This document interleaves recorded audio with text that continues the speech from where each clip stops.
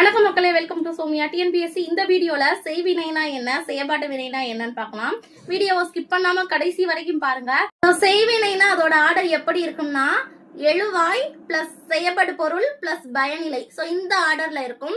இதுல செய்யப்படு பொருளோடு இரண்டாம் வேற்றுமை உருவான ஐங்கிறது வெளிப்படையாகவோ இல்ல மறைந்தோ வந்துச்சுன்னா அதை என்னன்னு சொல்றாங்க, செய்வினை அப்படின்னு சொல்றாங்க. இதுக்கு உதாரணம் பாத்தீங்கன்னா, கவிதா உரை படித்தால் அப்படிங்கிற இந்த தொடர் எடுத்துக்கோங்க.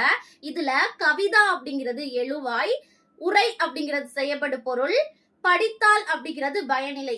இதுல செய்யப்படு பொருள் உரையில ஐ போட்டு பாருங்க, இரண்டாம் வேற்றுமை உருவு. கவிதா உரையை படித்தால் அப்படின்னு இதுல சொல்லி பாருங்க. சோ இதுல என்ன ஆகும் பாத்தீங்கன்னா, நம்மளுக்கு இரண்டாம் வேற்றுமை உருவு ஐங்கிறது மறைந்து வந்திருக்கு. சோ இந்த மாதிரி எப்படி நம்ம செய்வினையோட சென்டென்ஸை கண்டுபிடிக்கிறதுனா, கொடுத்திருக்கக்கூடிய சென்டென்ஸ்ல இரண்டாம் வேற்றுமை உருவு ஐ போட்டு பாருங்க. சோ அந்த சென்டென்ஸ்ங்கிறது கரெக்டா முழுமையா பூர்த்தி அடைஞ்சுச்சுன்னா நம்ம அதை செய்வினை அப்படின்னு சொல்லலாம். அப்ப செய்வினைக்கு எடுத்துக்காட்டு கவிதா உரை படித்தால். இதுல ஐ போடும்போது கவிதா உரையை படித்தால் அப்படிங்கிற நம்மளுக்கு பொருள் கிடைக்குது. செய்வினை கிளியரா இருக்கும்னு நினைக்கிறேன். சோ அதுக்கடுத்து செயற்பாட்டு வினைனா என்னன்னு பார்க்கலாம். இந்த செயற்பாட்டு பொருள் எப்படி இருக்குன்னு பாத்தீங்கன்னா, செயற்பாட்டு வினையோடைய ஆர்டர் நம்மளுக்கு எப்படி இருக்கும்னா, ஃபர்ஸ்ட் செய்யப்படு பொருள் இருக்கணும் பிளஸ் எழுவாய் பிளஸ் பயனிலை இந்த ஆர்டர்ல இருக்கும். செய்யப்படு பொருள் பிளஸ் எழுவாய் பிளஸ் பயனிலை.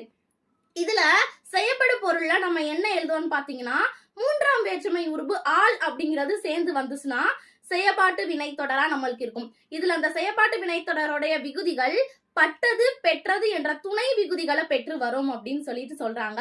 இதுக்கு ஒரு எடுத்துக்காட்டு பார்க்கலாம். உரை கவிதாவால் படிக்கப்பட்டது.